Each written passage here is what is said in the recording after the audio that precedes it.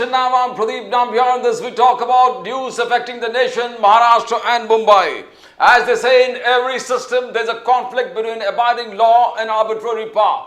The test for every democracy, it stands or it falls according to its own choice. Whether to give supremacy to the law or to the will of the people, whether to constitute a moral association maintained by duty or a physical one kept together by force. We are with our guest in the studios. We begin with Hemant Kamble ji. Hemant Kamble ji, welcome to the show. Sanjay Dwivedi ji, welcome to the show. Hemant ji, namaskar, welcome to the show. Sanjay Dwivedi ji, welcome to the show. And we begin with the main things that we're talking about. आज बात करेंगे देवेंद्र फडणवीस जी ने प्रश्न पूछा है राहुल गांधी जी से कि संविधान जो आपके हाथ में है उसका कलर लाल क्यों होता है? Are you always geared out by urban nexals and ultra left? That is what Rahul Gandhi ji has to answer. Raj Thackeray साहब ने कहा कि no freebies where I am concerned. If I come to power, मैं development का वो लहर दिखा दूंगा because only MNS as a party has a development plan and agenda. Uddhav Thackeray ji ने कहा कि if we come to power, every district में छत्रपति शिवाजी महाराज के मंदिर हम बनाएंगे, including सूरत. हेमंत कांबले साहब, I'll start from you, Kamble साहब. राहुल गांधी जी वो महाराष्ट्र नागपुर में थे, अभी शाम को हमारे बगल में बीकेसी में है. उन्होंने कहा, देव फडणवीस जी ने कहा कि वाई संविधान का कॉपी जो उनके हाथ में वो लाल कलर क्यों है? क्या वो अर्बन नक्सल्स और अल्ट्रा लेफ्ट के साथ घेरा हुआ है? जो भारत जोड़ो उनका जो एसोसिएशन है, भारत जोड़ो के मेन कॉन्स्टिट्यूएंट्स सब लेफ्टिस्ट, अल्ट्रा लेफ्टिस्ट और अर्बन नक्सल्स है. कांबले साहब, I will begin with you. देखिए, ये किसी रंग के साथ जोड़ना किसी भी चीज के लिए, हमारे तिरंगे में जो कलर्स है उसको हम किसी कौम के साथ या किसी के साथ जोड़ते नहीं है. वैसे ये लाल रंग संविधान के कवर के साथ जोड़ना वो मेरे समझ के बाहर की बात है. बेटर है कि यहाँ पर आज महाराष्ट्र के चुनाव है और चुनाव में महाराष्ट्र के मुद्दे पर बात करें. राहुल गांधी जी और फडणवीस जी उनके लाल कलर पर बात कर रहे हैं. इससे अच्छा आप डेवलपमेंट की बात करें. डेवलपमेंट की बात करने के लिए किसी पार्टी के पास कोई मुद्दे नहीं है. ये लाल कलर, फिर कोई वगैरह शिवाजी महाराज के मंदिर बनाएंगे. इससे अच्छा आप भाई किसानों की आत्महत्या कैसे कम हो वो देखें. यहाँ पर महिला सुरक्षा की बात करें, यहाँ पर जो शिक्षा की बात करें, बेरोजगार को जो रोजगार है उसकी बात करें. हमारे मुद्दे बहुत है. ये किन मुद्दों पर बात करें? ये दोनों जो है नेशनल पार्टी है. नेशनल पार्टी के जो मुख्य नेता है वो इस तरह की बातों पर हाँ बोलिए कांबले जी, बोलिए. ऐसी बातों पर ये मुद्दा कहीं ना कहीं भटका कर ये इलेक्शन का कहीं ना कहीं रूप बदल रहा है. इससे आप मैंने जो बात की उन मुद्दे पर बात करें, फिर वो देवेंद्र फडणवीस जी हो या तो राहुल गांधी जी हो. तो राज ठाकरे जी ने कहा है कि हम अगर आएंगे there will be no freebies. Hemant ji, free बीस से साफ इनकार कर दिया. राज साहब ने कहा कि हम against any kind of caste politics, और खासकर शरद पवार साहब पे उन्होंने आलोचना किया कि आपने जिस प्रकार से कास्ट बेस्ड पॉलिटिक्स महाराष्ट्र देश में लेके आए. हेमंत जी,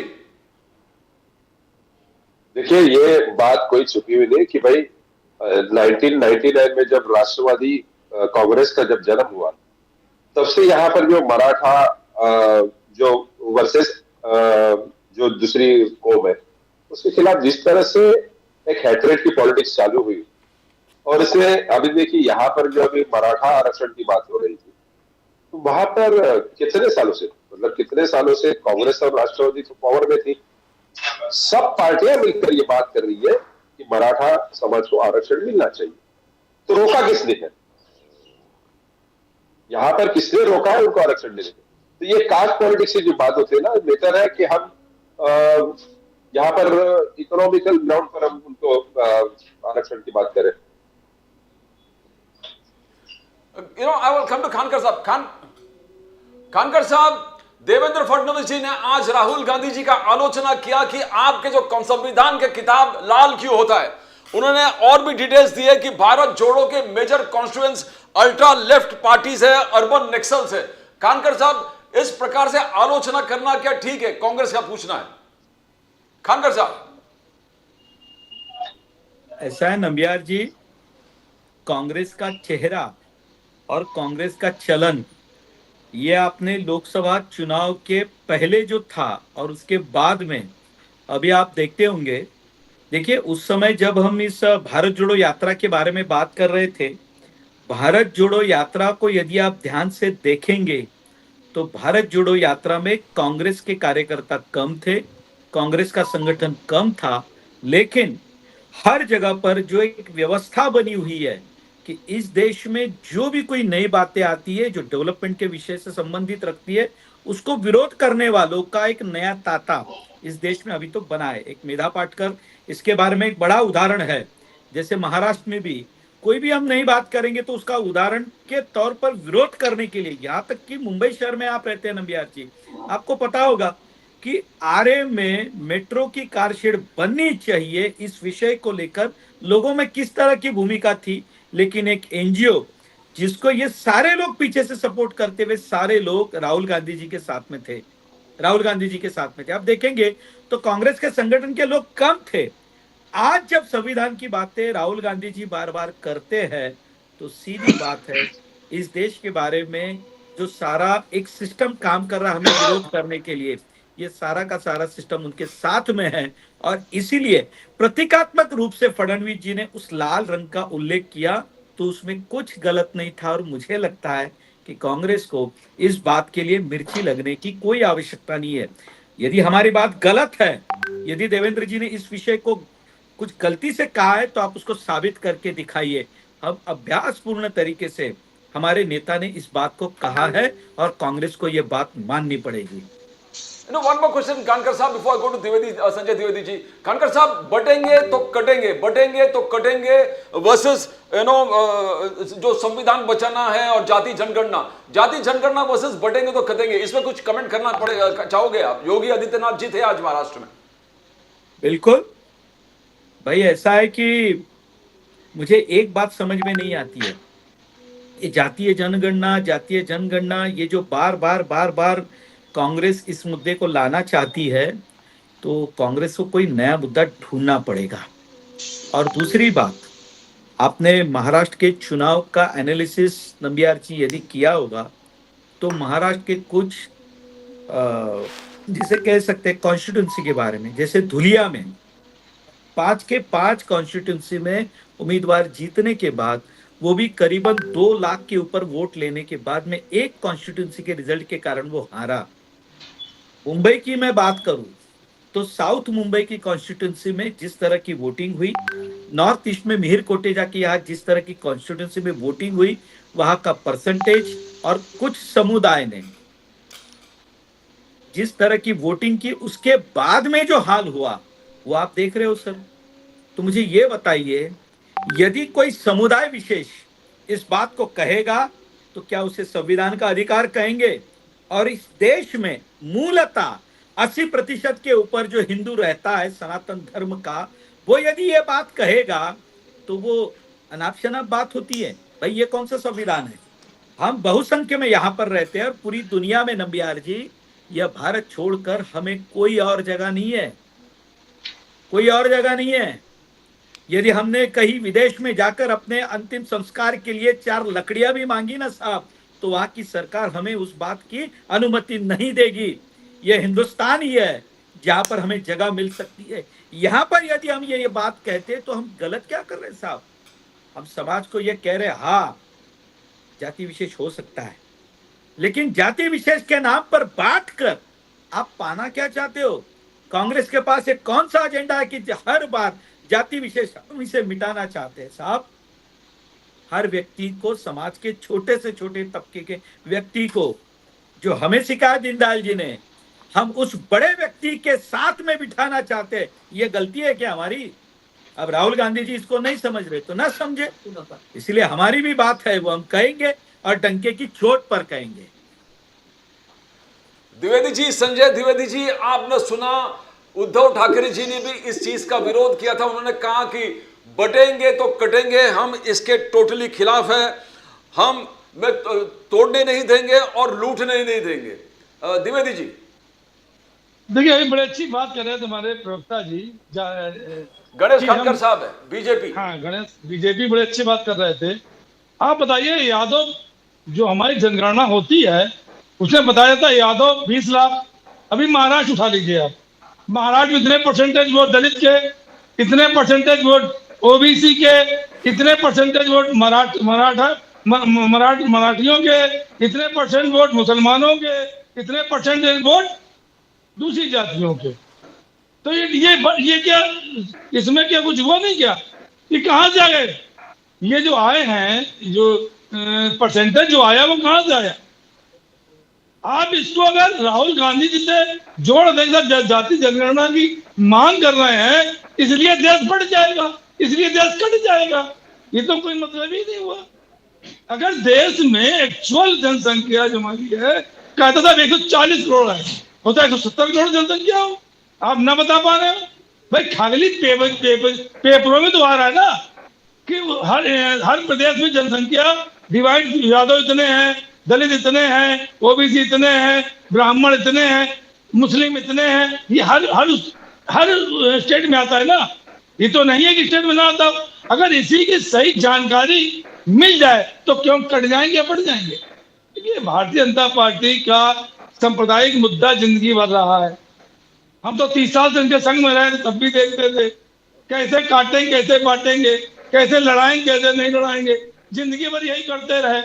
अब भी यही कर रहे सवाल हैं। पूछना था, अभी सवाल ना पूछिए, अभी हम बोल लें दीजिए, फिर सवाल पूछिएगा आपसे। नहीं आप जो बात कह रहे हैं ना, तो आप 10 सवाल पूछ लीजिएगा। सवाल करता हूँ, ये बात आप जब कह रहे हो पूछिए ना, तो मुझे इतना ही जवाब दीजिए कि साहब हमें खोट हो सकती है, प्रभु राम में तो कुछ नहीं था ना, तो आप बता रहा हूँ ना आपसे, रोका था क्या प्रभु राम जी के मंदिर में? आप आए नहीं, अब उसका क्या जवाब देंगे? अरे मैं बता रहा हूँ विषय है क्या? पहले मुझे बात पूरी कर लेने दीजिए। माननीय बीजेपी प्रवक्ता जी, बीच मत टोकिए, आपको जो पूछना हो जवाब दे बात पाएंगे, सब जवाब दे लेंगे। सवाल से भागेंगे, मुझे पता है, मैं सब जवाब दे लूंगा। कहाँ परेशान हो गए भाई? नहीं दे पाएंगे। अरे क्यों आप परेशान हो भाई?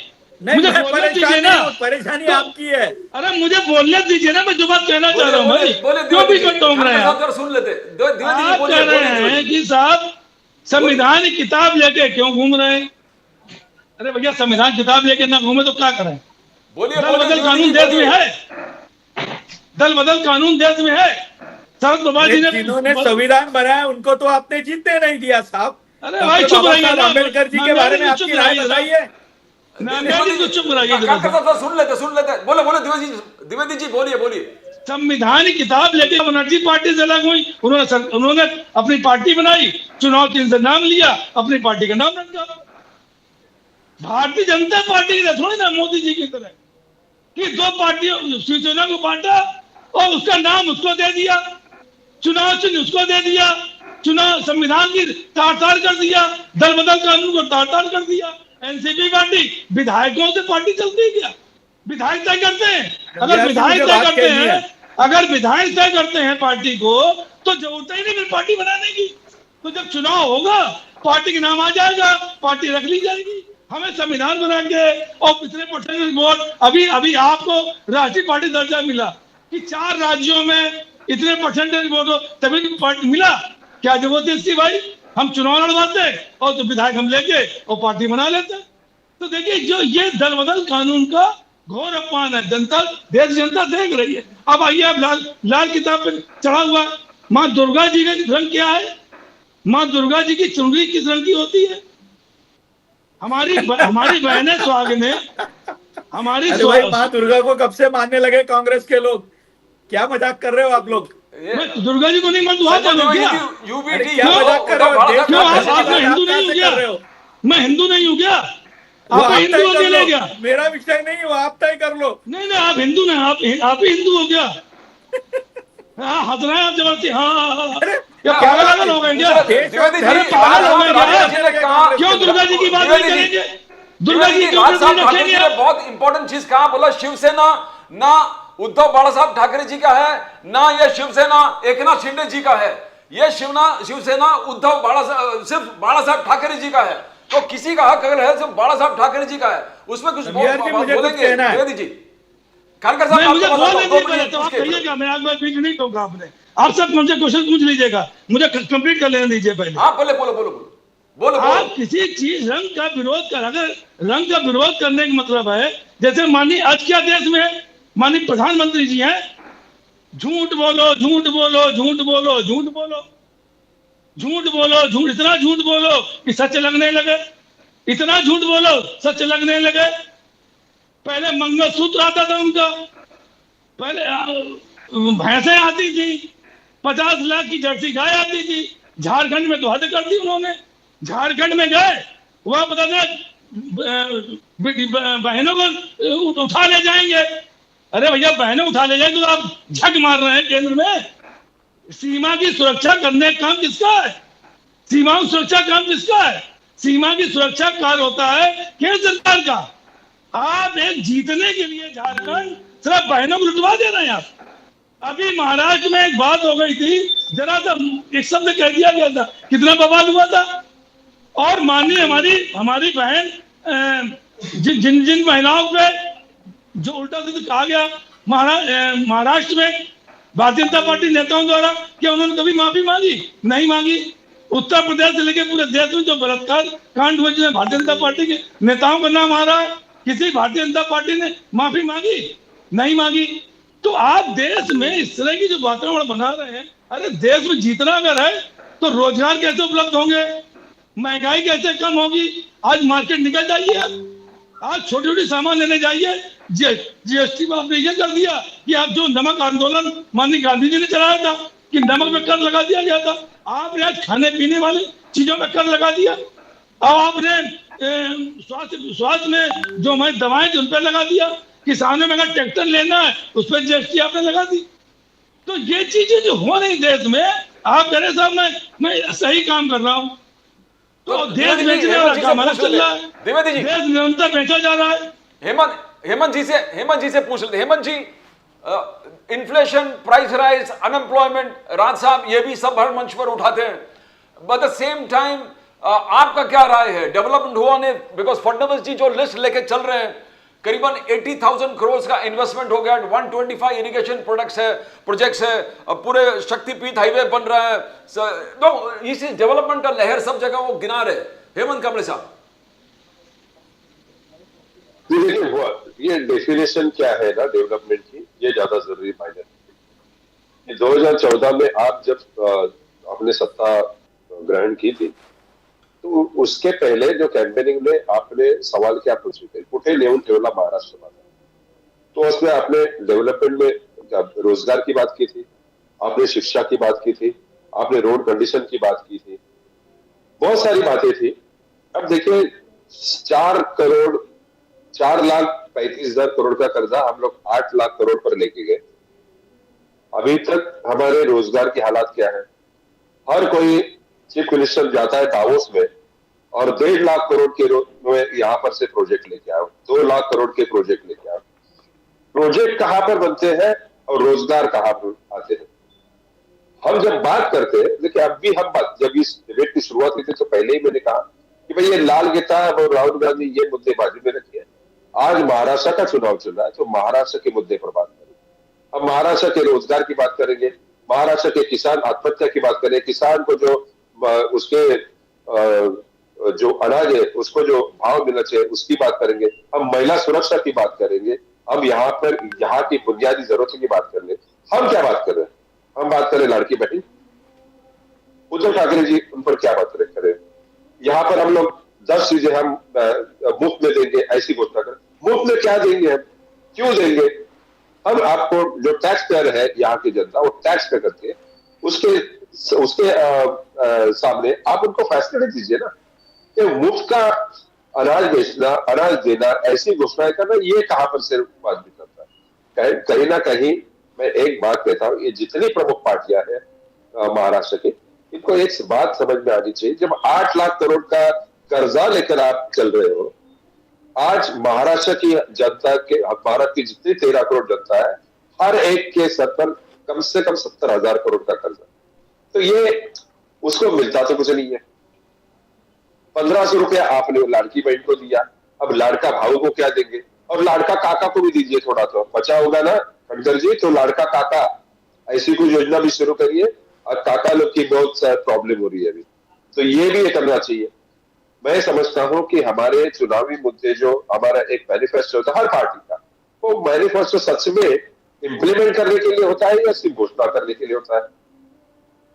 आपको जब तक सवाल नहीं करती ना, जनता जब सवाल करेगी ना, तो उसके आंसर तो आप देते नहीं हो। तो ये प्रमुख पार्टियों का जो मैनिफेस्टो एक बार चेक कर लीजिए। हम बात करेंगे, चुनावी बात करिए ना, यहाँ पर जो चुनाव का माहौल उसमें बात करिए। ये लाल किताब और वो ये सब बातें क्या है? कानकर साहब आप सुने, हेमंत कांबळे साहब फ्रॉम द एमएनएस, राज साहब ठाकरे जी की पार्टी से, they talked about dept, huge dept, state तो ह्यूज डेप्ट में, मगर आपने आगे जाकर ये जो लाडली बहन स्कीम है उसका 2100 करने वाले हो आप, और पीएम किसान को 12,000 से 15,000 करने वाले हो। खानकर साहब, ये आपका ऑलरेडी अनाउंस किया अजित पवार जी ने, एकनाथ शिंदे जी ने, तो will the state be able to sustain कर पाएगा खानकर साहब बीजेपी? ऐसा है कि नंबियार जी, इसके बारे में ये बार बार उल्लेख किया जाता है, तो लेट मी क्लियर यू। देखिए, कभी भी किसी भी स्टेट को कर्जा दिया जाता है तो वो कर्जा उसके बजट के साइज पे दिया जाता है। अब शायद ये हेमंत कांबळे तो मेरे मित्र है, लेकिन शायद कॉमर्स के कुछ नियम होते हैं, वो उन्होंने थोड़े से अभ्यास किए होंगे तो उन्हें समझ में आएगा। महाराष्ट्र की इकोनॉमी अब 1 ट्रिलियन के आसपास पहुंच रही है। पूरे देश की इकोनॉमी 5 ट्रिलियन जाने के कगार पर जाकर पहुंची है। हम 11वें नंबर पे थे, हम आज 5वें नंबर पर है। शायद अगले 1.5 साल में हम 3रे नंबर पर जाने की तैयारी में है। तो जब भी आपको कोई, तो बैंक ये पहले चेक कर लेती है कि आपकी आय क्या है। इसीलिए किसी भी स्टेट को ऋण देते समय उसकी इकोनॉमी की साइज कितनी है, उसकी जीडीपी कितनी है और उसकी इंडस्ट्रियल ग्रोथ कितनी है, उसके आधार पर उसे ऋण दिया जाता है। हेमंत कांबळे जी इस बात को नोट कर ले कि किसी भी व्यक्ति को मन चाह ऋण देने के लिए, मैं वो शब्द इस्तेमाल नहीं करूंगा, चैनल पर बैठा हूं भाई, हमने सोचा है ना कि हम कुछ किसानों को देना चाहते हैं। एक बार ये महाराष्ट्र नवनिर्माण सेना ये तय कर ले भाई, किसानों को मदद नहीं देनी है, ये हमारी भूमिका है। राज ठाकरे जी शिव तीर्थ पर यह क्लियर कर दे भाई, हमें ऋण नहीं देना है। भाई लाडली बहनाओं को हम मदद देना चाहते हैं, भाई मैं नहीं देना चाहता। एक बार आप बता दीजिए ना साहब, उसमें कुछ गलत नहीं है। हमें सत्ता पर आना है और सत्ता पर आने के बाद हम क्या करना चाहते हैं, हम दिखाना चाहते हैं। भाई आप भी अपना मैनिफेस्टो दीजिए, लोगों के सामने जाइए। लोगों को यदि अच्छा लगा कि भाई आप सत्ता पर आने के बाद ये अच्छा काम करने वाले, तो लोग आपको वोट देंगे। इसमें गलत क्या है साहब?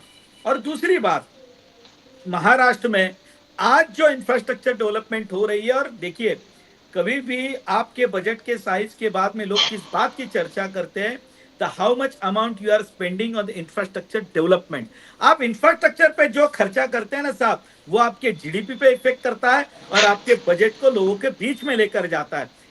मेरी नवनिर्माण सेना के प्रवक्ताओं से विनती है कि कभी इसके आंकड़े एक बार जांच कर ले।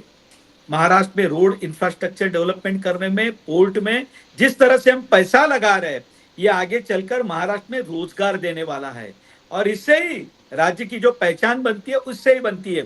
और मुझे लगता है नंबियार जी, कांग्रेस के प्रवक्ता बार बार ये बात कह रहे थे, मुझे लगता है तो ठाकरे सेना के प्रवक्ता है द्विवेदी जी। हाँ, लेकिन वो बात कहते कहते शायद मेरी बात को वो हजम नहीं कर पाए, वे कुछ अलग बातों पे झक मारना वगैरह, इन सारी बातों पे चले गए। मैं समझ सकता हूँ कि उनकी कुछ कठिनाइयां हो सकती है, लेकिन मुझे लगता है कि इन प्रवक्ताओं का अभ्यास कम है। पूछना चाहते हैं आप, मुझे क्या पूछना चाहते हैं? नहीं, मैंने नहीं, आप ऐसा है, नहीं टोकना चाहिए। मैं भी टोकता नहीं, बीच में नहीं टोकना चाहिए। पूछिए आप जितने क्वेश्चन पूछना चाहें, मैं जवाब दूंगा आपको साहब। ऐसा है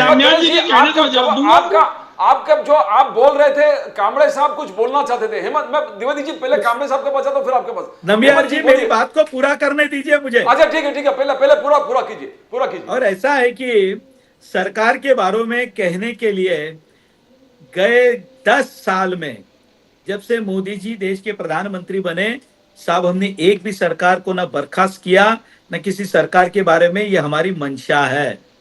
और मैं यदि देश के इतिहास को यदि तलाश करूं, तो जब से कांग्रेस की सरकार बनी या कांग्रेस के देश में प्रधानमंत्री रहे, कितनी सरकार को बर्खास्त किया गया नंबियार जी, ये आपको भी पता है।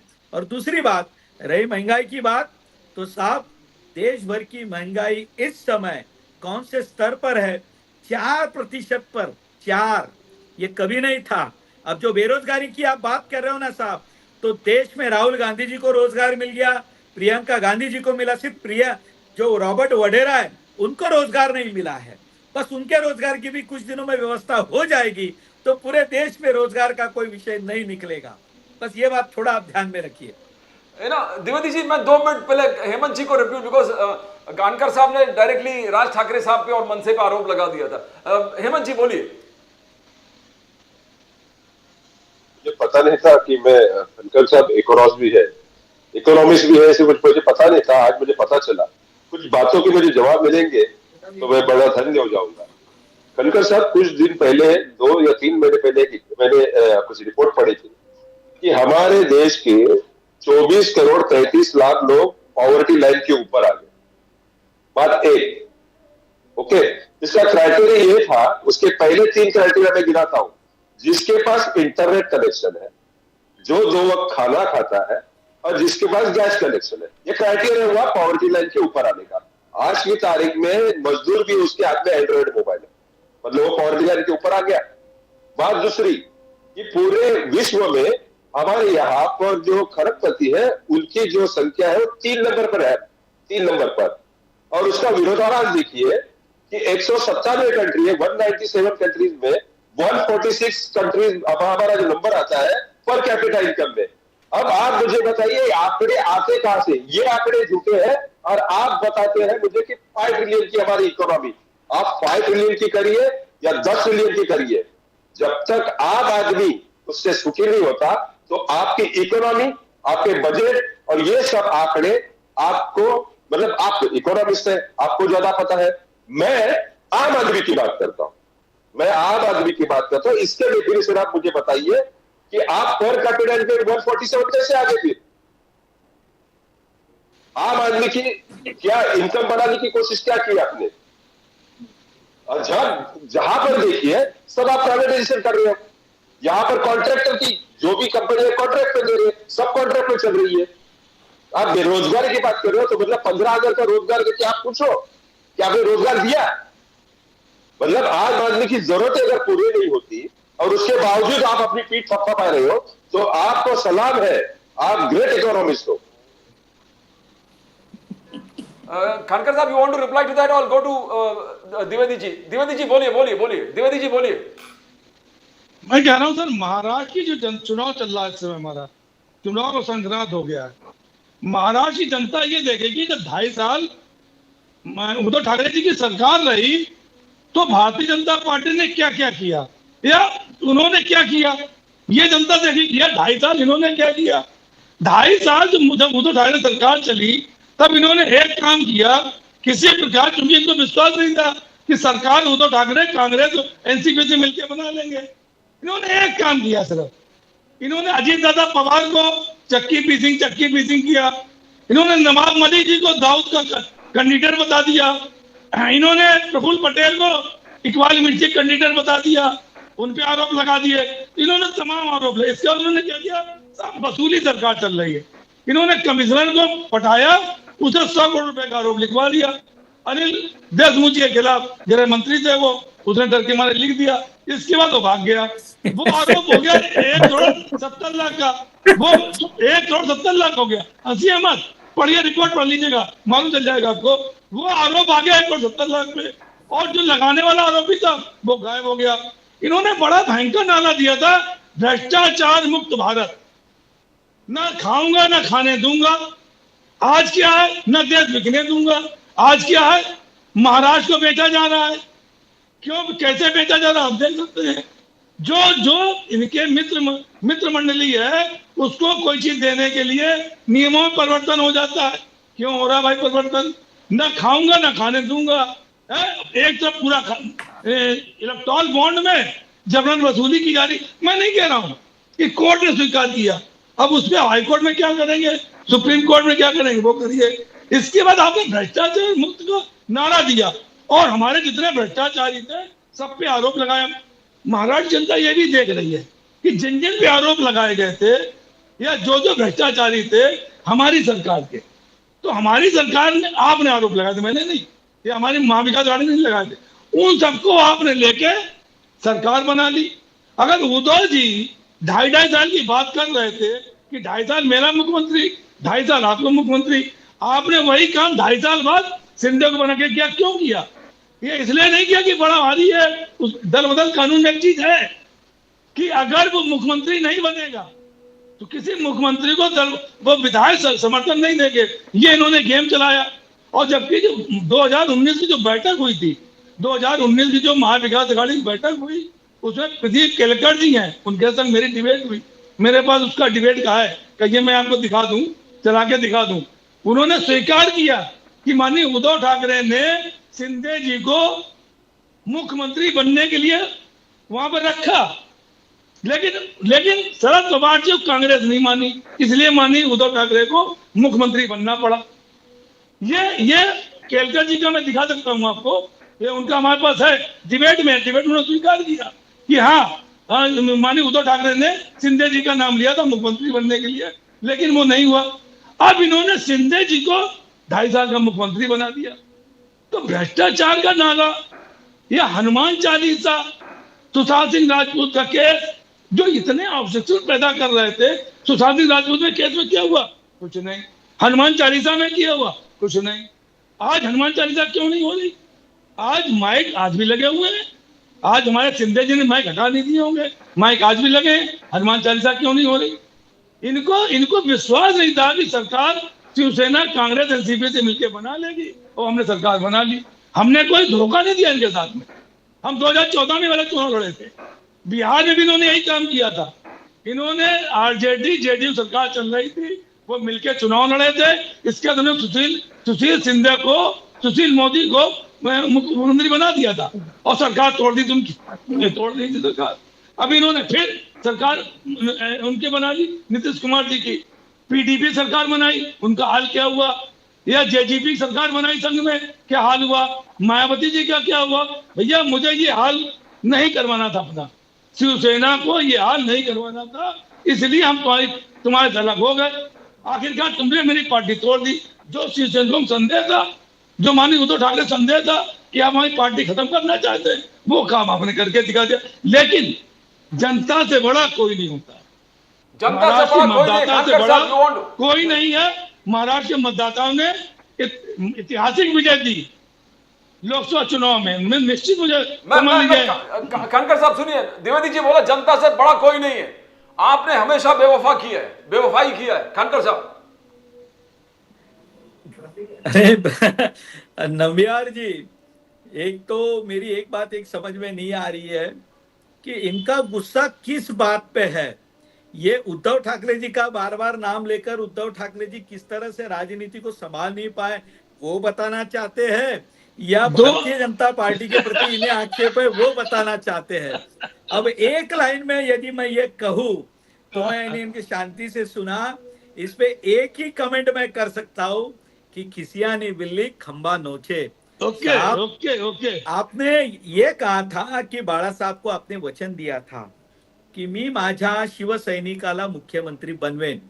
आपने वचन तो पूरा किया साहब, लेकिन आपने कभी जनता को ये नहीं बताया कि मुख्यमंत्री मैं ही बनूंगा। आपने ये जरूर कहा था कि मुख्यमंत्री मैं शिवसैनिक को बनाऊंगा। दूसरी बात, आप बार बार 2.5 साल साहब आप हम पे आरोप कर रहे हो कि हमने बेवफाई की। साहब मैंने मान भी लिया कि हमने बेवफाई की, तो साहब जिसके पल्ले बंद कर गोल गोल दिल्ली जाकर आप घूम रहे हो ना साहब, अरे वो कहाँ से वफा कर रहे? वो तो आपको वफाई का इनाम भी तो नहीं दे रहे। आपने बार बार कहा कि हमें साहब बताइए, हम मुख्यमंत्री डिक्लेयर कीजिए। साहब वो तो आपको आपके बगल में बिठाने को तैयार नहीं है साहब। इसलिए मैंने कहा कि राजनीति में ये पहले तय कर ले कि आपकी लड़ाई किससे हो रही है। इसलिए नम्बियार जी, एक बात तो स्पष्ट है कि उद्धव ठाकरे जी की लड़ाई यह भारतीय जनता पार्टी और उनके प्रतिपक्ष के नेताओं से बाद में है। उनके अपने अस्तित्व को बनाए रखने की लड़ाई वो खुद लड़ रहे हैं। देखिए, दल बदल का कानून और ये जो है ना साहब, ये संसदीय कार्य प्रणाली में उसकी एक व्यवस्था है यदि कुछ गलत होता है तो न्यायालय बैठा, यदि आपके संजय राउत जी का न्यायालय पे भरोसा हो तो, हाँ तो मैं आगे की बात करूं, क्योंकि न्यायालय की व्यवस्था पर जब वो आपके शिवाजी पार्क का मैदान आपको मिलता है तो आपको लगता है कि हाँ वे सगळं बरोबर झालं। यदि शिवाजी पार्क का मैदान किसी दूसरे को दे तो बोले देश में कानून बिक रहा है। तो इस बातों का हमें कोई बुरा नहीं लगता। और मैं ये बता दूं नंबियार जी कि हनुमान चालीसा में क्या ताकत है, तो जो हनुमान चालीसा अपने मातोश्री के बाहर गाने के लिए, बोलने के लिए राणा दंपत्ति को मनाई की थी, उसी राणा हार गए वो। दंपत्ति ने आपको वर्षा हार बंगले गए। से बाहर कर दिया। चुनाव आप हार भूल गए गए, आप भूल गए कि आपको वर्षा बंगले से बाहर कर दिया इस हनुमान चालीसा ने। और नंबियार जी ये भी बता दूं कि साहब थोड़ा रुकिए, हमारी परीक्षा मत लीजिए साहब। ये हनुमान चालीसा में क्या ताकत है ना, वो आपको धीरे धीरे धीरे धीरे सब पता चलेगा। हमने डंके की चोट पर कहा है, हमने डंके की चोट पर कहा है, हम धारा 370 हटाएंगे, हमने हटाकर दिखा दी। हम राम मंदिर के नाम पर, ये शिवसेना के प्रवक्ता यहां बैठे हैं साहब, बाकी सब छोड़ दीजिए, नियति और अनियति को मानते होंगे तो संजय राउत और उद्धव ठाकरे जी प्रभु राम के मंदिर के लिए जब निधि इकट्ठा हो रही थी हमारा मजाक कर रहे थे। साहब हमें मत जवाब दीजिए, प्रभु राम को ऊपर जाकर जवाब देना पड़ेगा। कहां जाओगे आप लोग? हम बुरे हो सकते हैं, प्रभु राम नहीं हो सकते, आप वहीं पर हो। और ये मैं आज डंके की चोट पर कहता हूं कि जो जो हमने कहा था हमने पूरा करके दिखाया। और आज ये बता रहा हूं कि हमारे सनातन धर्म के प्रति जो भी आंख उठाकर देखेगा, जब वे जान है जहान है, हम जवाब देकर रहेंगे। हम हिंदू हैं और हिंदू हमें कहने में हमें कोई लज्जा नहीं है। लेकिन जिस शिवसेना के बारे में आप कहते हो, क्या बाला साहब ठाकरे कहते थे, क्या उनकी बात कहने की हिम्मत आपके उद्धव ठाकरे में है? भूल जाइए साहब, आप जवाब देते देते थक जाएंगे, आप जवाब नहीं दे पाएंगे। नामयार जी, कामले जी, हेमंत जी, मैं द्विवेदी जी आप बोले, कामले जी बोले नहीं, हेमंत जी यू वांटेड टू से व्हेन द्विवेदी जी बोल रहे थे यूबीटी के, हेमंत जी बोलिए। कैसे अभी 2.5 साल हो गए, अभी तक दिव्य जी उस मतलब सदमे से बाहर ही नहीं निकल पाया। ऐसा लगता है कि हमें आगे तक बढ़ना चाहिए ना।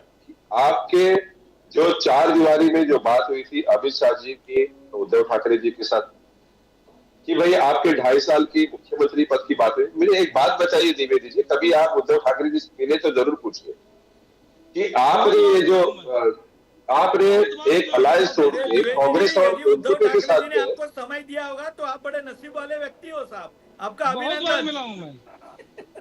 नहीं कैसे है, देखिए मैं एक बात पूछना चाहता हूँ। महाराष्ट्र के इलेक्शन चल रहे हैं और इसी मौके पर यह बात पूछना चाहता हूँ कि भाई आपने, अगर उद्धव ठाकरे जी ने महाराष्ट्र में रोजगार पैदा नहीं होते इसके लिए अगर रिजाइन किया होता या अलायंस तोड़ाता हो तो बात मानता मैं। यहाँ के रोजगार बाहर के देशों में, बाहर के राज्यों में जा रहे हैं, ये 20 साल पहले की तस्वीर है। अभी नहीं भी दिखाता हूँ, नहीं दिखाता हूँ। बोलिए हेमंत जी को बोलने दो द्विवेदी जी, हेमंत जी को बोलने दो। हेमंत जी बोलिए। मेरी द्विवेदी जी अगर आप सेटल हो गए तो मैं बात करूं आगे। नहीं बोलिए हेमंत जी बोलिए। द्विवेदी जी सुनिए। मेरा कहना यह है कि आप लोग वही सदमे से क्यों बाहर नहीं आ रहे हो? अभी तक आदित्य ठाकरे जी भी बाहर नहीं आ रहे और आपके उद्धव ठाकरे जी भी बाहर नहीं आ रहे। आपने हमारे पार्टी 7 जो नगर सेवक उसमें से 6 लेके गए, हमने तो कहीं ऐसे चूड़ियां तोड़ कर महाराष्ट्र में यात्रा नहीं निकाली। आपने आपके 4 दीवारी में जो अमित शाह जी से बात हुई थी उसको मुद्दा बनाकर बाहर आए। हमने आप बता रहे हैं पूरे महाराष्ट्र को कि 2.5 साल का मुख्यमंत्री बना है, इसके में या अलायंस छोड़ के कांग्रेस और राष्ट्रपति के साथ जा रहा हूं। भाई इसका महाराष्ट्र क्या लेना देना? आपको बात करनी चाहिए थी कि रोजगार नहीं मिलता इसके लिए मैं अलायंस तोड़ रहा हूँ, यहाँ पर महिला सुरक्षा नहीं मिलती, महिलाओं को सुरक्षा नहीं मिलती इसके लिए मैं अलायंस तोड़ रहा हूँ। आपको ये कहना चाहिए था कि यहाँ के जो इंडस्ट्री जो बाहर के राज्यों में जा रहा है इसके लिए मैं अलायंस तोड़ रहा हूँ। हमें जितने भी केंद्र से निधि नहीं मिलता उसके लिए मैं अलायंस तोड़ रहा हूं। आप इन मुद्दों पर कहां तक ये करोगे? आपका चुनाव मुद्दा वापस वहीं पर आ गया। देखिए ये अब आगे बढ़ना पड़ेगा, आपको आगे चलना पड़ेगा। अब महाराष्ट्र की बात करो, महाराष्ट्र के हित की बात करो। ये शिवाजी महाराज के मंदिर बनाने की बात करते हो, किसके साथ बैठकर? अबू आजमी के साथ बैठकर। आपको एक बात समझनी चाहिए, जिस अबू आजमी को बाला साहब ने क्या क्या बात कही थी, हमारे महाराष्ट्र सैनिक जो वहां पर चुन के गए थे, हमारे विधायक ने इस अबू आजमी को, रमेश बाजी ने कान के नीचे आवाज निकाली थी। वो अबू आजमी आपके शाखा में बैठता है, सर की बात है। देखिए, यहाँ पर जो भी पार्टियां गलती करे, हम उस गलती पर भी रखेंगे। ये महाराष्ट्र नवनिर्माण सेना है, हमारी सीमा हमें पता है। जब जब महाराष्ट्र के हित की बात होगी हम जरूर करेंगे। और जो भी पार्टी गलती की, वो भारतीय जनता पार्टी हो, शिवसेना हो, कांग्रेस हो, राष्ट्रवादी, आप अभी जवाब दीजिए। बोलिए बोलिए द्विवेदी जी, जवाब आप पे है। आप पे प्रश्न पूछा है, द्विवेदी जी बोलिए। देखिए, मैंने इससे पहले जितनी हमारी डिबेटें हुई हैं इसी चैनल पे, सब जो भी बात आप कह रहे हैं सब बातें मैंने कह रखी हैं। आज चूंकि भारतीय जनता पार्टी प्रवक्ता ने कोई नई बात उखाड़ दी, इसलिए मुझे बातें बोलनी पड़ी। मैं कहता हूँ 2014-2019 में जब भारतीय जनता पार्टी से गठबंधन तोड़ा था शिवसेना ने, तो सिंधिया जी क्यों नहीं अलग हुए थे? बात करिए द्विवेदी जी, मैं बता तो रहा हूँ आपको, तो क्यों नहीं अलग हुए थे? आज अब आप सुन लीजिए ना, बोलिए। आपकी अलग पार्टी है, मन से राज ठाकरे जी हैं। भाजपा की अलग पार्टी है, भाजपा है। शिवसेना उद्धव ठाकरे चला रहे हैं। कैसे चलाएंगे, कैसे नहीं चलाएंगे, न हम आप में घुसते हैं। हमारे क्या विचारधारा है, किस विचारधारा पर हम काम कर रहे हैं। हमारी विचारधारा कोई किसी की विचारधारा, जब खून जो हमारा जो होता है वो रोज बदलता नहीं है। खून जो होता है वो एक ही होता है। कल तक राज ठाकरे जी शिवसेना के साथ थे, आज नहीं है दुर्भाग्यवश, लेकिन थे तो। लेकिन जो शिवसेना की विचारधारा है, जो चीजें हैं, वो क्या राज ठाकरे के अंदर नहीं होंगी? हम तो उनके साथ मंच भी रहे। अभी आपने क्वेश्चन पूछा कि आप उद्धव ठाकरे से मिले कि नहीं मिले। अरे मैं बाला साहब से मिला हूँ, राज ठाकरे जी से मिला हूँ, मंच पे मिला, उनके चुनाव प्रचार में मंच, उनके साथ मैंने मंचासीन हुआ हूँ मैं। और उद्धव ठाकरे जी के साथ मैंने कितनी मीटिंग की है, आज से बाला साहब साथ मैंने कितनी मीटिंग की है। उत्तर प्रदेश से एक मंत्री हम लेके गए थे सूचना ज्वाइन कराने के लिए, बाला साहब ने मना कर दिया। तो ऐसा नहीं है। देखिए, हमारी स्थिति क्या है, क्या नहीं है। और ये राज्य हमारे बाला साहब ठाकरे कहते थे, आप यूट्यूब में पढ़ लीजिए, देख लीजिए। वो कहते थे कि जो राष्ट्रीय अध्यक्ष बनेगा, भौगोलिक परिस्थितियां क्या होंगी, क्या स्थितियां होंगी देश की, उस हिसाब से वो निर्णय लेगा। अगर माननीय उद्धव ठाकरे ने एनसीपी कांग्रेस जाने का निर्णय लिया, तो भाजपा क्यों पेट में दर्द हो रहा? मैं आप ही पूछता हूँ, आपने भाजपा जी का साथ दिया? तो मैंने तो आपको नहीं रोका कि मन से भाजपा को लोकसभा चुनाव में क्यों साथ दे रही है। हमारी अपनी आइडियोलॉजी हो गई, आपकी अपनी आइडियोलॉजी है। अब उसमें अगर आप मेरे ऊपर ये ब्लेम लगाए या भारतीय जनता पार्टी ये ब्लेम लगाए, मैं कांग्रेस में क्यों चला गया? कांग्रेस की आतंकवादी पार्टी है। एनसीपी जिसकी बुराई कर रहे थे, जो 70,000 करोड़ रुपए का भ्रष्टाचारी था, जो 70,000 करोड़ का भ्रष्टाचारी था, उस अजीत या उनके जितने मंत्री, जो आज मंत्रियों की आय कितनी बढ़ गई, आप उठा के देख लीजिए। इन 3 सालों में 2 साल तक पवित्र 3 सालों में मंत्रियों की आय कितनी बढ़ गई, वो भी आप देख लीजिए। कहाँ से बढ़ गई, कैसे बढ़ गई, क्या कार्य करते हैं।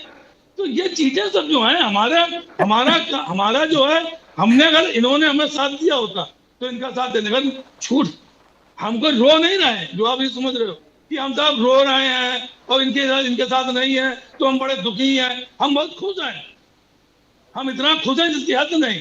और हम अपनी जनता, महाराष्ट्र की जनता ने ऐतिहासिक विजय देके लोकसभा चुनाव में बता दिया कि आपने जो निर्णय लिया था वो एकदम सही था। आपको भारतीय जनता पार्टी के साथ नहीं रहना चाहिए, आपने कांग्रेस एनसीपी के संग आप आए, आपने सही किया। तोड़ी पार्टी किसने? भारतीय जनता पार्टी ने। शिंदे जी को 2014 और 2019 में अलग होना चाहिए था, लेकिन क्योंकि खोखे एकदम ओके नहीं हो पाए थे, वो 2.5 साल लग गए। चाहे वो अजीत पवार जी हो, खानकर साहब से पूछते, आपने आरोप लगा दिया, खानकर साहब से पूछ लेते, उसके बाद कांग्रेस साहब के पास मैं नहीं देख रहा हूँ। हंसी अहमद अभी आप जवाब देंगे, खानकर साहब जवाब देंगे आपके साथ में। ये महाराष्ट्र की जनता देख रही है कि शिवाजी के सिद्धांतों, आदर्शों, आज भी बात रखी गई कि उन्होंने सरकार 356 तय तोड़ी। तो 356 धारा जो है वो संविधान में निहित है मानवर। आप भी 356 धारा तय तोड़ते सरकार ने, लेकिन एक सरकार चल रही हो, उस सरकार के विधायक खरीद के और सरकार बना ले, ये किस संविधान में लिखा हुआ है? ये संविधान के किस पैरा में लिखा है? मुझे आप बता दीजिए। एक सवाल मेरा, न्यायमूर्ति जी, मेरा एक सवाल है कि उन्होंने अगर 56 धारा लगा के सरकार गिराई तो वो संविधान में निहित है, और इन्होंने जो विधायक खरीद के और सरकारें मध्य प्रदेश बनाई, कर्नाटक बनाई, उत्तराखंड बनाई, या महाराष्ट्र बनाई, वो कहाँ लिखा हुआ है? उसमें दल बदल कानून का विरोध हुआ कि नहीं, ये मुझे बता दें आप। तो अगर आप संविधान को काम करके काम कर रहे हैं और कांग्रेस संविधान को लेके काम कर रही, ये अंतर हो गया दोनों में। जवाब तो देना तो खानकर साहब को, बीजेपी। खानकर साहब बोलिए।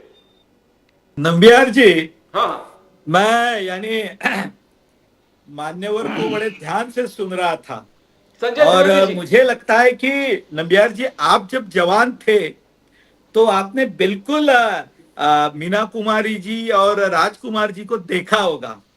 तो उस जमाने में गाना हुआ करता था और उसमें गाने के बोल ऐसे थे, तुम्हें मुबारक है कि तुम किसी के नूर हो गए, किसी के इतने पास हो कि सबसे दूर हो गए।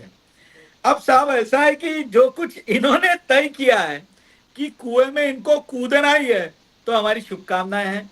आप कांग्रेस के साथ जाइए, तो आप एनसीपी के साथ जाइए, आप असू आजमी के साथ जाइए, धन्यवाद, जिसके साथ आपको जाना है आप उसके साथ चले जाइए। हमारा कोई आक्षेप नहीं है।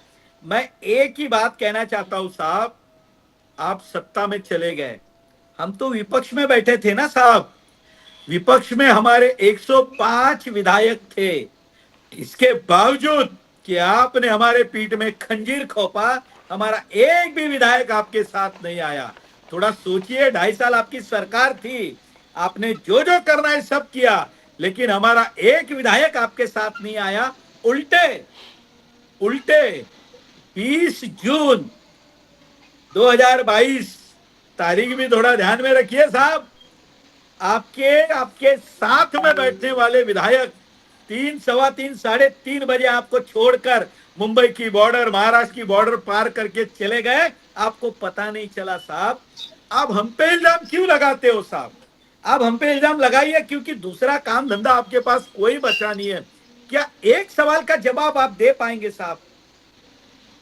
जिस बाला साहब ने इस शिवसेना को खड़ा किया, जिस बाला साहब ने अपनी बातों पर डंके की चोट पर कहकर ये अपनी प्रतिमा बनाई थी की एकदा बाळासाहेबांनी सांगितलं ते सांगितलं, क्या आप उस बात पे कायम हो साहब? आप आपने राज ठाकरे जी का उदाहरण दिया साहब। मैं राज ठाकरे जी का अभिनंदन इसलिए भी करूंगा कि राज ठाकरे जी ने सब कुछ किया होगा, लेकिन उन्होंने हिंदुत्व नहीं छोड़ा, वे अपनी भूमिका पर आज भी कायम है।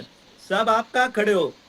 आप कहां खड़े हो? आप बार बार शिंदे जी को लेके गए, इनको लेके गए साहब। लोग आपके साथ आने को तैयार नहीं है। वो क्यों नहीं तैयार है, ये आपने सोचना है ना साहब। क्या आप ये सोचेंगे नहीं? और हेमंत कांबळे जी ने बिल्कुल सही कहा, आप अभी भी नेस्टोडेमस की घड़ी के हिसाब से जिस दिन उद्धव ठाकरे जी ने इस्तीफा दिया था, आप वहीं पे अटके पड़े हो साहब। आप उससे बाहर ही नहीं निकल रहे हो। आप ये तो सोचिए साहब कि जब आपकी सरकार बनी, चलो जिस तरह से बनी, कांग्रेस एनसीपी के साथ आपने मेट्रो बंद करा दी, आपने समृद्धि महामार्ग का काम रोक दिया, आपने कोस्टल रोड का काम रोक दिया, आपने नए डेवलपमेंट एग्रीमेंट जो उस समय बने थे उनको आपने रोक दिया। सर, आपका गुस्सा हम पे था ना, महाराष्ट्र की डेवलपमेंट से तो नहीं था। आपने सभी के कामों को स्टे दे दिया। आपने मेट्रो के कार शेड के लिए आपने जगह कौन सी चुनी? तो भांडुप में, जहां 7,000 करोड़ सिर्फ उस जमीन को बनाने में लगेंगे। अब ये संजय राउत ही बता पाएंगे आपको साहब, ये 7,000 करोड़ किसके लिए खर्चे होने वाले थे और वो जमीन उनको क्यों चाहिए थी और वो काम कौन करने वाला था, ये आपको सिर्फ और सिर्फ द्विवेदी जी संजय राउत ही बता पाएंगे। मुझे जो लगता है, जो एक बात उन्होंने कही कि आप केवल अपने वैयक्तिक हेतु के लिए साहब आपने हिंदुत्व को छोड़ दिया, आप इतने दूर चले गए सबसे। और मैं आपको एक ही सवाल पूछता हूं, आप ये इतनी गीता रामायण क्यों बताते हो साहब? मुंबई महानगर पालिका में मैं कॉर्पोरेटर था, मेरे सामने 6 नगर सेवक आपने तोड़े मन से के आप लेकर गए। आप कौन सी गीता और भगवत गीता हमको बताएंगे साहब? तब आपको कुछ लगा नहीं कि हम ये पार्टियां तोड़ रहे? तब आपको सही था। दूसरी बात, ये सारी बातें जब आप बताते हो ना साहब, तो मैं आपसे इतना ही सवाल करता हूं कि साहब इतने साल हम आपके साथ में रहे, कभी आपने हमको महापौर बनाया क्या? कभी 2.5 साल का एग्रीमेंट किया था क्या? और याद कीजिए, आप बाला साहब ठाकरे को मिले होंगे, तो मैं आपको बता दूं, 1995 में जिस समय यह युति फाइनल स्टेज पर थी, एयरपोर्ट पर अडवाणी जी और प्रमोद महाजन जी की मुलाकात हुई थी और तत्पश्चात प्रमोद महाजन जी मातोश्री पे मिलने गए थे। यह तय था कि जिसके विधायक ज्यादा होंगे उनका मुख्यमंत्री बनेगा। ये सारी विकास की बातें छोड़कर, महाराष्ट्र की डेवलपमेंट छोड़कर, मैं इसको खींच लूंगा, मैं उसका कोथड़ा निकालूंगा, मैं उसको उल्टा करूंगा। उद्धव ठाकरे जी क्या भाषण देते हैं साहब? कभी महाराष्ट्र के डेवलपमेंट के बारे में बात कीजिए ना साहब। आप अभी भी वो 2022 में अटके साहब, आप अभी भी उसी 4 दीवारी में अटके साहब। अरे तो आप खुले भी में। तो अटके हैं भाई साहब, आप भी तो उसी की बात कर रहे हैं। अरे हम बाहर निकल आप गए। क्यों कर रहे हो भाई? अरे हम बुलेट मैंने ट्रेन की बात ओर जा रहे हैं। तो आप डेवलपमेंट की बात कर हम बुलेट ट्रेन की ओर जा रहे हैं। अगर मैंने बात की हमने है मेट्रो तो चालू आप कर क्यों दी। लगे हुए भाई? हमने 2022 समृद्धि क्यों चले महामार्ग गए? खोल दिया। आप 2022 हमने में क्यों चले कोस्टल गए? रोड खोल दिया। अरे सब कुछ साहब, नहीं, आपको घुमाने लेके आपको इतना चलता हूं। दर्द है कि नंबियार जी। शिवसेना पार्टी जो है उद्धव ठाकरे कांग्रेस एनसीपी सरकार बना लिए। अरे भाई ऐसा है कि आपके दिल में दर्द है, आप नंबियार इसको जी, बचा कल नहीं इनको पा रहे लेके आइए, हो, इसको छोड़ हम नहीं इनको पा रहे हो कोस्टल रोड आप। घुमा इसलिए के बार लाएंगे, बार आप कहते हो इनको सीधी हमने हिंदू घुमा के छोड़ दिया, लाएंगे। द्विवेदी इसलिए जी, बार बार नहीं द्विवेदी जी, इसलिए नहीं, आपकी नहीं, परेशानी नहीं, अच्छी नहीं है। इसलिए बार आपको बार आप शोभा कहते नहीं हो देती, हमने हिंदू तो आपको छोड़ दिया, शोभा नहीं देती हमने साहब। हिंदू तो छोड़ दिया। प्रभु ना, ना, रामचंद्र ना। की जय कहिए, आपका भला हो अरे जाएगा। श्री राम, जय श्री राम, जय श्री राम। आपको आपने हमें क्यों बार बार कहते हैं हिंदू छोड़ दिया? क्यों आपकी पार्टी ज्यादा हिंदुत्ववादी है? आपने पेटेंट करा रखा है हिंदुत्व का। क्या हिंदुत्ववादी पार्टी हम नहीं बन सकते क्या? हम भी हिंदुत्ववादी पार्टी बनते ना। आपने पेटेंट नहीं कराया है ना हिंदुत्व पे ना किसी और पे। आप जो बार बार हम पे आरोप लगाते हैं और जो सफाई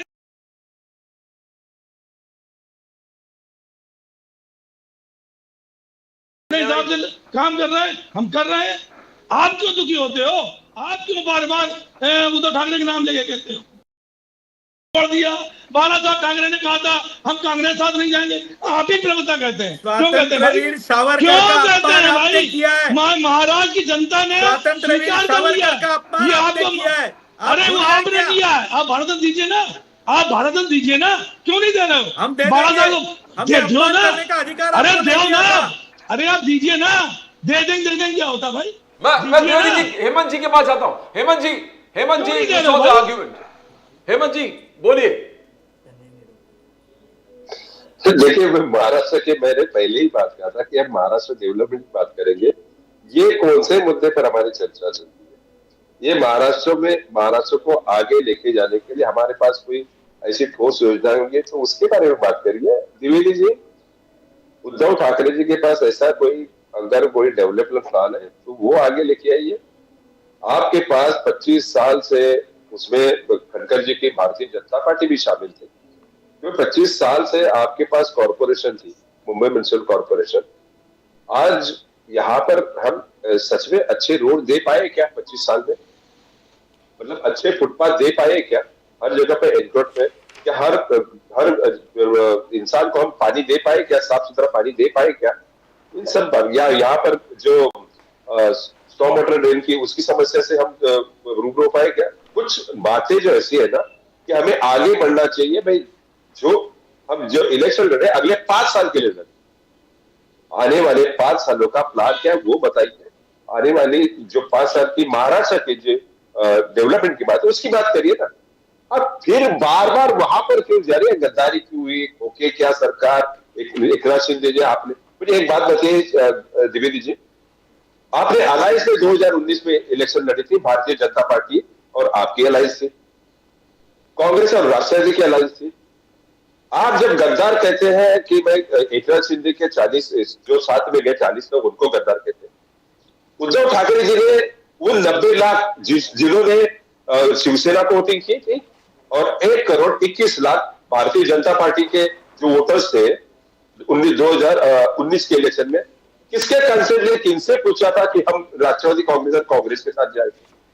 तो गद्दारी, सबसे बड़ी गद्दारी क्या होती है? जिस अलायंस को वोटिंग मिली थी उस अलायंस के वोटर्स को आपने पूछा था आपका मुद्दा क्या था? 2.5 साल का मुख्यमंत्री पद, तो तभी तो आपने पूछा नहीं था ना भारत की जनता को कि आपने उसको गृहित पकड़ा है। आप इस बात का जरूर जवाब दें द्विवेदी जी, आपके पास अगर लॉजिकल आंसर है तो इसका जरूर जवाब दे कि उद्धव ठाकरे जी ने जनता से पूछा था। लॉजिकल आंसर मेरे पास है, मैं जवाब देता हूं आपको। बोलिए द्विवेदी जी, बोलिए कर लीजिएगा, बोलिए द्विवेदी जी, मेरा लॉजिकल आंसर है कि नहीं। जब 2019 चुनाव हो गए, 2019 चुनाव के बाद देवेंद्र फडणवीस जी जितने बार प्रेस कॉन्फ्रेंस करते थे, मैं मुख्यमंत्री बनूंगा, मैं मुख्यमंत्री बनूंगा। ओके, मुख्यमंत्री बनेंगे, बड़ी पार्टी थे। क्या राज्यपाल से मिलने जाते थे जब, तो क्या उन्होंने शिवसेना उद्धव ठाकरे को बुलाया या किसी व्यक्ति को बुलाया कि राज्यपाल से मिलना है और उसके लिए चलना संघ में? अरे सुन लीजिए, सब न पटकिए। अगर राज्यपाल से मिलने जाना ही था तो दोनों गठबंधन चुनाव लड़े थे ना, तो दोनों लोगों को संसद जाना चाहिए था ना। लेकिन इन्होंने इतनी लाइनें, हाँ, ये अजीत दादा पवार से बात कर रहे थे। इनकी बातचीत जो बातचीत कहते थे मैं मुख्यमंत्री बनूंगा, मैं मुख्यमंत्री बनूंगा, ये अजीत दादा पवार से बात कर रहे थे, शिवसेना से बात नहीं कर रहे थे। अजीत दादा पवार से बात कर रहे थे, जिसका उदाहरण उन्होंने बता भी दिया उनके संग सरकार बना के। तो क्या इन परिस्थितियों में जबरदस्ती शिवसेना बीजेपी के साथ सरकार बनाने चली जाए? जब हमें पूछ नहीं रहे हैं, हमसे बात नहीं कर रहे हैं, हमें राज्यपाल के यहाँ ले नहीं जा रहे हैं, राज्यपाल सबको अकेले अकेले बुला रहा है, इसका राज्यपाल की मजबूरी थी।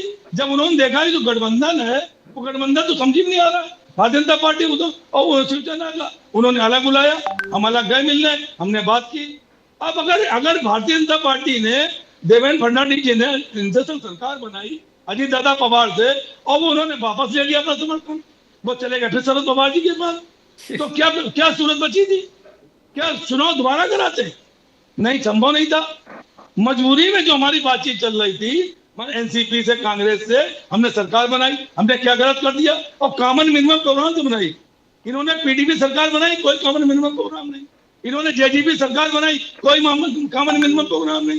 इन्होंने मायावती सरकार बनाई, कोई कॉमन मिनिमम प्रोग्राम नहीं। इन्होंने नीतीश कुमार सरकार बनाई, कोई कॉमन मिनिमम प्रोग्राम नहीं। इन्होंने सिर्फ सरकार बनाई। चूंकि इनको हिंदुस्तान में सरकार बनाई, स्टेट में सरकार चाहिए।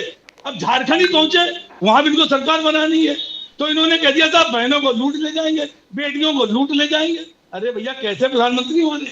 उनके मुंह से बातें कैसे निकलती हैं? मैं ये बात नहीं कह सकता हूं, कोई व्यक्ति नहीं कह सकता। तो इस तरह की बात करना क्या उचित है? जब आप मुझे कह नहीं रहे हो तो मैं चला गया। अब इनके पैर में क्यों दर्द हो रहा? जब भी देखो तब यही कि बाला साहब कहते थे कि मैं कांग्रेस संग नहीं जाऊंगा। कांग्रेस के साथ वो गए थे 1967 में भी, 77 में भी गए, 80 में चुनाव में पूरा साथ दिया इंदिरा गांधी का। मेरे पास पूरा है, वीडियो में भेज सकता हूँ, पूरा उन्होंने साथ दिया। 84 में उनकी डेथ ना होती तो कांग्रेस में जाते। हाँ, दिक्कत इतनी हुई, सोनिया गांधी क्योंकि पीएम बनना चाहती थी, वो विदेशी मूल की थी, उसमें माननीय बाला साहब ठाकरे ने विरोध किया, माननीय शरद पवार जी ने विरोध किया, माननीय ममता बनर्जी ने विरोध किया, वो भी अलग हो गए पार्टी से। तब उन्होंने वो अपना बात की होगी। और उसके बाद जब सोनिया गांधी जी ने मनमोहन सिंह को बना दिया प्रधानमंत्री, तो बात ही खत्म हो गई। अब हमारी पार्टी है, इनको क्यों बुरा लग रहा है? भाई, आप इनसे नहीं पूछ सकते हो, आप मनसे के हैं, इनसे पूछिए भाई, क्या इनसे पूछिए ना कि इनको क्यों बुरा लग रहा? हमने हिंदू तो छोड़ दिया, हमने विधेयक वो छोड़ दिया, सब छोड़ दिया हमने, इनको क्यों बुरा लग रहा भाई? क्यों बार-बार पूछ लेते? और जनता ने मैं स्वीकार किया, लोकसभा चुनाव में जनता ने वोट दिया, जनता ने जिताया। हमारे हेमंत जी से पूछ लेते क्यों बुरा लग रहा? 10 सेकंड होना चाहिए, 10 सेकंड। हाँ, हमारी जो पार्टी चली गई थी, पार्टी जबरदस्ती छिनवा दी। मैं एक ही बात कहना चाहता हूं, बातों में आपने कबूल कर लिया कि मजबूरी में आप कांग्रेस और एनसीपी के साथ गए, और कांग्रेस और एनसीपी आपकी आदत बन गई मजबूरी में। तो मजबूरी मैंने ये कहा, शुभकामनाएं। अब आप सुन लीजिए, जो मजबूरी मैंने सब इस्तेमाल किया, अब सुन लीजिए, मजबूरी का मैंने सब इस्तेमाल किया, उसके पीछे कारण समझिए ना। मजबूरी ये है कि जब बीजेपी आप सरकार नहीं आ रही, हमने कॉमन मिनिमम प्रोग्राम सरकार बनाई। हमने इतनी बड़ी मजबूरी नहीं दिखाई कि हम कूद के पहुंच गए, 1.5-2 महीने लगे हमको सरकार बनाने, तब हमने सरकार बनाई। इनकी तरह सरकार हमने नहीं बनाई है, हर एक कूद के जेजीपी सरकार बना ली। हमने कूद सरकारें नहीं बनाई है, हमने बाकायदा बैठ के मिलवाट के बातचीत की, तब सरकार बनाई है। ना अब खानकर साहब से पूछ रहे थे। खानकर साहब बोलिए खानकर साहब बोलिए। नहीं, मैं मेरी एक बात ये समझ में नहीं आ रही है कि द्विवेदी जी आगे क्यों नहीं बढ़ रहे, वो एक जगह पे अटक से गए हैं। एक बात तो विषय एक स्पष्ट मैं बता देना चाहता हूँ, भाई शिवसेना आपकी पार्टी है, आपको कहाँ लेकर जाना है, कौन से कुएं में गिरना है, वो आप तय कर लीजिए, विषय हमारा नहीं है। मैं खाली द्विवेदी जी को एक ही बात बताना चाहता हूँ, सर ऐसा है कि 2019 में जब यहाँ पर रिजल्ट डिक्लेयर हो रहे थे तब 12:32 पर, मैं आपको समय भी बता देता हूँ, उद्धव ठाकरे जी ने पहली प्रेस ली थी। आपके पास यूट्यूब पर जाइए, सर्च करिए, उस समय उन्होंने एक बात कही। वो बात क्या है ये थोड़ा समय लीजिए, फिर आपका लॉजिक जो है, मैंने हाथ क्यों जोड़े आपको, वो आपके समझ में आएगा।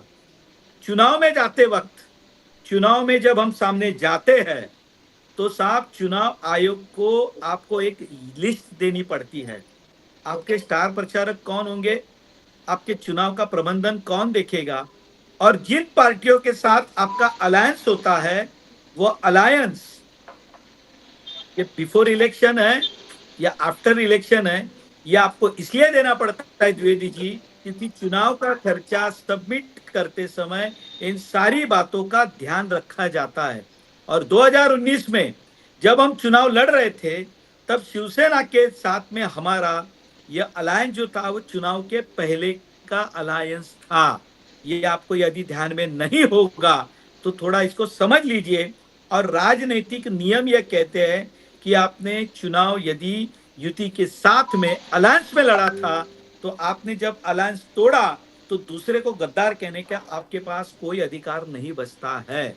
ये आपको यदि चुनाव आयोग के कुछ नियम नहीं पता होंगे तो द्विवेदी जी कुछ नियमों को थोड़ा सा जान कर लीजिए। ये नियम हमने नहीं बनाए हैं, ये घटना से नियम बने हुए हैं, इसको थोड़ा आप समझ लीजिए। दूसरी बात, ये जो बार बार आप कह रहे हो ना साहब, ये मजबूरी आपकी, देखो जो मजबूरी है वो आपकी मजबूरी है, आप उसको समझ लीजिए। इसलिए मैंने आपको एक उदाहरण दिया कि जब शिवसेना के पास मुंबई महानगर पालिका 80-85 सीटें होती थी तब हम कांग्रेस के साथ में जाकर हम प्रोग्राम बनाकर हम मेयर बन सकते थे, हम नहीं बने। वो आपकी सोच है, आपको मेयर बनना है, आपको चीफ मिनिस्टर बनना है, आपका देश को प्रेसिडेंट बनना है, वो आप बन लीजिए। वो मातोश्री में जो आपको बातें बताई जाएगी वो आप तय कर लीजिए, हमारा कोई लेना देना नहीं है। हमारा विषय जो है वो हमने आपको एक ही बात में बता दिया कि साहब हमारी बातें तय है, उन बातों से हम कभी कॉम्प्रोमाइज नहीं करेंगे।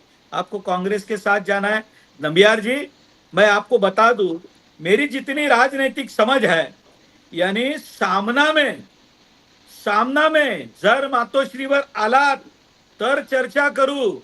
यदि बाला साहब ठाकरे थे तब तक, उसके बाद में उद्धव ठाकरे जी से मिलने जाएंगे तो हम बात करेंगे। साहब सत्ता क्या होती है और उसके आदमी व्यक्ति की क्या हता होती है, साहब इनको बात करने के लिए कांग्रेस के नेताओं ने कहा आपके मातोश्री में तो आना दूर, आपको जरूरत है तो वहां दिल्ली में जाकर सोनिया गांधी जी से पहले बात कीजिए, उसके बाद में महाराष्ट्र प्रदेश बात करेगा। साहब इनके नेता दिल्ली चले गए, मातोश्री आना तो दूर की बात है साहब। ये क्या मुझे बताएंगे, ये क्या बताएंगे? अटल जी, अडवाणी जी ये मातोश्री में आते थे ना साहब, तो चुनाव नहीं, चुनाव तो लंबे की बात है, हम बाला साहब का सम्मान करते थे, एक सम्मान की बात थी इसलिए लोग बाला साहब से मिलने आते थे। हाँ चुनाव की बात जरूर करेंगे लेकिन एक सम्मान था, जो सम्मान द्विवेदी जी आपने अपने हाथों से गवा दिया है। ठीक है आप प्रवक्ता है पार्टी के, आप तो बात करेंगे, लेकिन आप कहाँ खड़े थे और सत्ता की लालच ने आपको कहाँ लाकर खड़ा कर दिया। कभी गिरेबान में झांक कर देखिए, आईने में सब पता चल जाएगा। 30 साल झांक रहे थे ना, हेमंत जी बहुत झांका, और झांक के निर्णय जो लिया उद्धव जी ने बहुत सही निर्णय लिया, ये आप समझ लीजिए।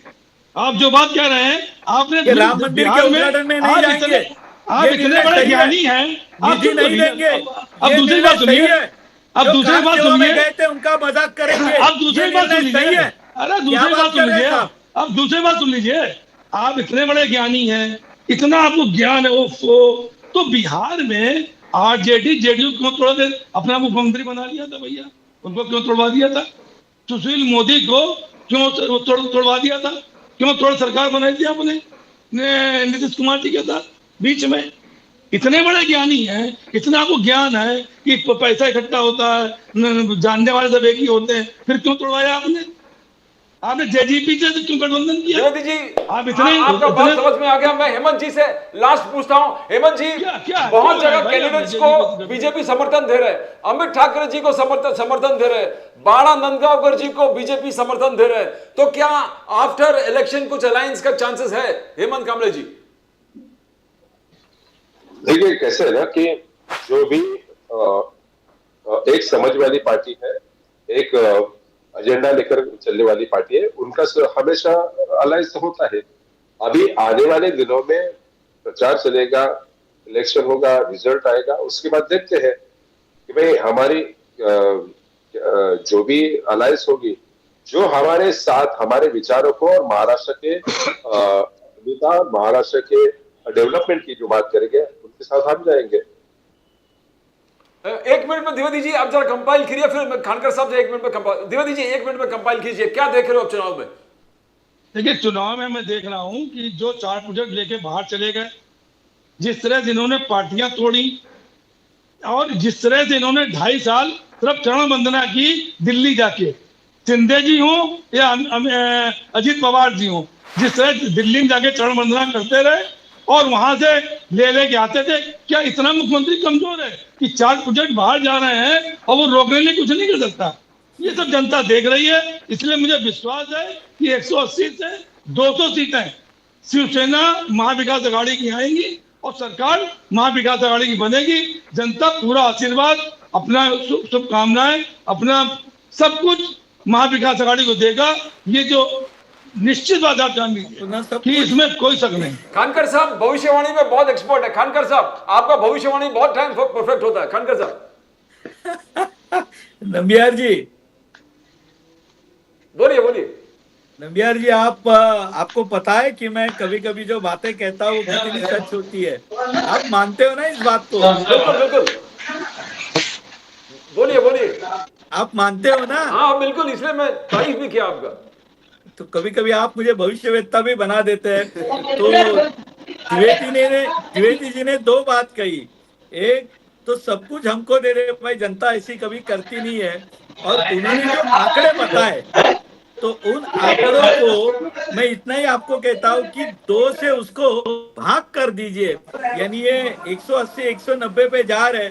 मैं आज आपको बता देता हूँ, आज राज्य में महायुति की सरकार आ रही है और 2 पार्टियों में कम से कम 6 से 7% का वोट डिफरेंस रहेगा। महायुति 155 से 160 सीटों पर जीतेगी अपने मित्र पक्षों के साथ। और ये जो इनकी महाविकास आघाड़ी है, ये 100 के ऊपर गई तो साहब आप मुझे बता दीजिए। Thank you so much Khankar साहब, thank you so much Dwivedi साहब, Hemant Kamle ji, thank you so much, thank you so much Hemant Kamle साहब, thank you so much. It has been a fantastic discussion.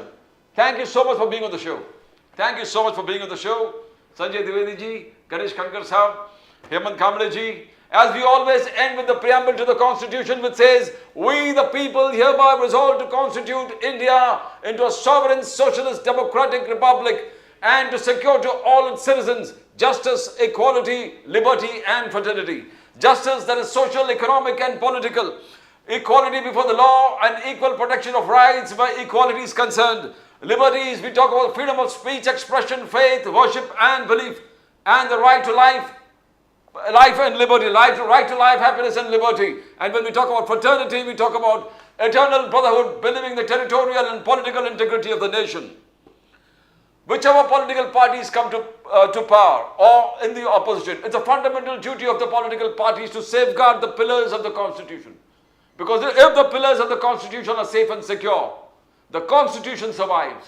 And if the Constitution survives, the Republic survives and the people of the Republic survives. You can subscribe to the channel Nation Now, which is the fastest growing channel in the nation today. That's Nation Now. Subscribe to Nation Now, the fastest growing channel. That's all from Pradeep Nambiar. We'll come again with more news from the nation, Maharashtra and Mumbai. Till then, it's bye for now.